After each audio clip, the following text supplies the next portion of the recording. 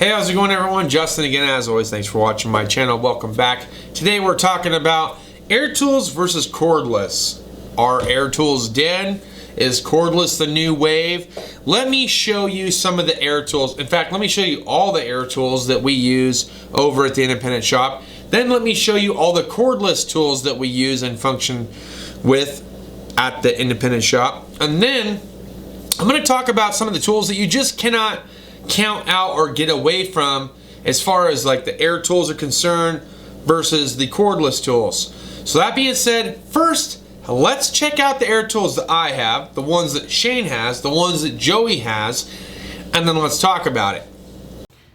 All right, let's talk about this for a minute here. I got the 1/2-inch Milwaukee, the 1/4-inch Matco driver, the 3/8 Ratchet. Those are all cordless there. And then I've got the 3/8 stubby Milwaukee. Now, for the air tools, because they're not dead yet, shit does happen, and things have a tendency of breaking down. So, we have the Harbor Freight Special Earthquake XT stubby 1/2-inch, great for crank bolts. I got my Matco variable speed drill. I've got a Matco 1/2-inch big boss dog right here. I've got an SP Air sealed head design 3/8 drive ratchet. I've got the 3/8 snap-on impact, or the MG311 or something like that. And then I got the Cornwell 90-degree drill. That's just a 1-speed period. And then, where's that thing at? Aha! My little Cornwell die grinder. This thing's worked great too. Let's talk about it. All right, other air tools used in the shop. You can see we have the Matco Air Hammer. He's got a Cornwell 1/2-inch gun. Then he bought this Matco one because it's badass like mine. He's got a stubby 1/2-inch Cornwell, a 3/8 Matco, couple of 3/8 drill. That's a Cornwell. This is a Cornwell stubby 1/4-inch. Here's a stubby, another stubby 1/4-inch palm ratchet, 3/8 cut-off wheel, blowgun, another cut-off wheel slash die grinder. These are Harbor Freight Specials. They work out fine. And then the torpedo blowgun, a couple other blowguns. So that's pretty much it there. And then for the cordless, we got a couple of big dog Matco 3/8 drive and 1/2-inch. And I don't think Joey has any air tools, but he's a fucking Milwaukee whore. He's just got nothing but fucking Milwaukee shit for days. Okay, so pretty self-explanatory, I think, or at least as far as I'm concerned. You notice that I have the 3/8 drive Milwaukee cordless ratchet, which I used to have the Matco. I still have the Matco, which seems to work out just fine for me for the meantime. But one of the factors is that the batteries would die a little bit, and then I had some issues with getting into tighter spots. The applied torque was actually pretty decent because it wouldn't over tighten things. The breakaway torque was a little bit lacking, like it didn't seem like it wanted to pull bolts out as fast. And then intermittently I would have issues with the battery slipping out or falling out over time. Maybe that's because I put too much leverage or force behind it. Overall, still a pretty good tool. I keep it here at the house now for household repairs and things like that. But it hasn't completely let me down. I just decided to trade up into the Milwaukee. Now, I'm not all Milwaukee. I do still have my Matco 1/4-inch hex driver, which works great for interior. In fact, that's its primary use, is to use it for interior. Screws, Torx bits, things like that. I've got a plethora of little interior jobs that I do, and it's nice to have something that's portable and very light in weight. Nothing bulky. Now, if you think about it, I do have the Milwaukee 3/8 drive stubby impact. It's pretty bitchin', okay? That's like one of my favorite go-to tools. In fact, Shane's used it numerous times because he had an issue with his Matco 3/8 where he had to have it fixed. The snap ring wasn't working, much like the 1/4-inch driver that I had, where I had problems with the snap ring. Now, notice on these little tiny impacts, these cordless impacts that have a snap ring, you have to put an impact socket on it. You cannot use chrome. If you use chrome, like I was using chrome, the snap ring wears out, you gotta replace it. When you replace it, it wears out just as fast.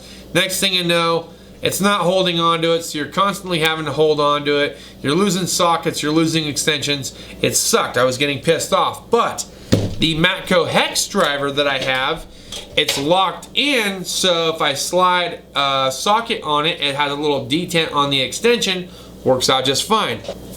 Which is why the hex driver portion, as far as the gun that I have goes, works out so well. So I have a plethora of tools. They all seem to work out really good. But I do have air tools because there are certain times that either A, batteries die, B, batteries lose their contacts and don't want to stay in, C, I need more power. Okay, I'm not saying that the Milwaukee doesn't have enough power. It's got plenty of power, but there are times I need even more power, and I believe that the air tool, the 1/2-inch Matco impact gun, does have that extra power that I'm looking for. So I use it and I have it. I love it. I don't get a lot of use out of my 3/8 sealed SP Air Ratchet anymore. Used to use that shit all the time. Nowadays, not so much. It's always Milwaukee. Milwaukee has a new sealed design where you kind of rotate the selector switch from one to the other, but it's a sealed head design. It works out great. The part I'm not really a huge fan of, which is my part, is that I have to adjust it right where it would get caught. So as I'm backing something out, if I get into an area too tight for me to remove the tool with the socket attached to it, I have to use a pocket flathead or a pick or something to rotate the selector switch to tighten it back up just enough to slide the tool off. With the SP Air, the selector switch is at the bottom, so I can maneuver it and get it out of the way so that way I can get the tool off. Pretty nice way. So compared to the cordless versus the air tool, my selector switch is down here, not at the head. The head is where the portion of it actually gets trapped in between stuff, and it can be a bitch to remove, to say the least. So for that, it's really 50-50. There are some things you want to use the style air ratchet that I have. There are other times that you can use a cordless. I love cordless because it's not dirtying up the customer's car, the interior. I don't have to worry about it. Air hose being draped over one of their quarter panels, messing up their paint and things like that, and we'll get into that later. But it's a big thing, okay? That's why you should use fender covers. But at any rate, now we're going to go ahead and kind of talk about some of Shane's tools. So the air impact hammer. Now I have one here at the house. It's a Silver Eagle. I'm going to pull it out real quick. It's a Silver Eagle. Look, this thing works out okay. I've had a couple of glitches where it wouldn't impact as hard as the Matco. And I've had a couple scenarios where I've actually sent it in one time for warranty because one of the little detents failed on the inside here and the head was coming off, and I kept on having to tighten it up. So I have sent this in for warranty. Look, I'm able to move it around now. And I've tightened these things up. I've tightened them up, and eventually they just wear to the point where it's hard to keep the head on. So Silver Eagle, not a huge fan of. The Matco one, far better, far superior. Supposedly made by the same exact company, but built way different. So you need to have an air hammer because you're going to come into situations where you need to remove the fan clutch and you need to be able to and just hit it. Steering and suspension, you've got components where you need certain adapters like this tie rod end adapter, which hooks into your air hammer that you can and then just hammer away and pop that sucker off if you don't have the special tool to pull the tie rods off with. You've got other adapters like this hammering adapter, so if you need to hammer a bolt through or you need to kind of like bang on the lower control arm a little bit to free it up, there's that. There's also punches and chisels. There are other things that come in handy, so here's a few more pieces. You can see these are all Matco pieces. They do tend to have a tendency to wear out over time because it is a softer metal. This one actually is a Harbor Freight adapter that I have. This thing is held up no problem. I don't have any marring or mushrooming from it, but the ones from Matco, they're made out of a softer metal, so they tend to take more of a blow and they wear out faster. Sometimes you have to sharpen them up with the die grinder or the wire wheel, grind them down smooth and get those burrs and things off. But they have a purpose. They do work out pretty well. I haven't been too let down from by Matco, but there are certain tools that's kind of like, meh, okay. I get the point. There are certain things that you want to get high end. There are other things that you can afford to get to low end. I probably would have gone with some of the more lower end fittings and adapters. If Harbor Freight supplied more adapters for air hammers, I probably would buy more from them than I would from Matco or Snap-on, because the metal is just better, in my opinion. Okay, now we're going to go on to the other air ratchets that they have. So there's palm style ratchets, there's half the size ratchets, and you have the long leveraging ratchets. Long leveraging ratchets work great for cracking something loose and running it out. Palm ratchets work great, so if you can crack it loose but you don't have enough room to basically fit a full length ratchet in place, you can take a palm ratchet, stuff it down there, run it out without spending a half an hour working one little tiny bolt out. Believe it or not, that's a thing. So palm ratchets do have their time and place. Die grinders. Die grinders you can't get away from. Look, I know that Snap-on sells these little buffer wheel things. I know they sell a die grinder equivalent or what have you, but look, you cannot get away from the speed and the density of a die grinder, okay? Die grinders work well. It doesn't matter if it's Harbor Freight, Matco, Cornwall, Snap-on. Get yourself a decent die grinder, or at least get a die grinder in general that is operated through air pneumatic or whatever, but get you one that plugs into the air, because you're going to use it at high RPM, it's going to have a lot of air demand, and it's going to keep going and going and going. I had to use one earlier today to trim down this motor mount that was a little bit like out of place, because you don't always get the right parts from the parts stores. Sometimes you have to adapt them, you have to customize them to get them worn down to the same exact shape as the OEM ones, and OEM ones might not be readily available. You might have to wait a few days, but if you decide to go with an aftermarket one, you're going to do some adapting and trying to make it work for you. So that's another one, die grinders. Also, when you're trying to clean off the top of the cylinder heads or timing covers or things like that, look, it's going to work out a hell of a lot better than a battery driven one. So for that, do not buy a battery-driven die grinder. Get yourself an air pneumatic one. Alright, now let's go into drills. So drills are pretty finicky, okay? Look, there's a time and a place for a cordless drill, okay? Now this is my one from the house. It's rigid. I know I'm not at the shop right now, but you guys saw in the video I've got actually two different styles of drills at work.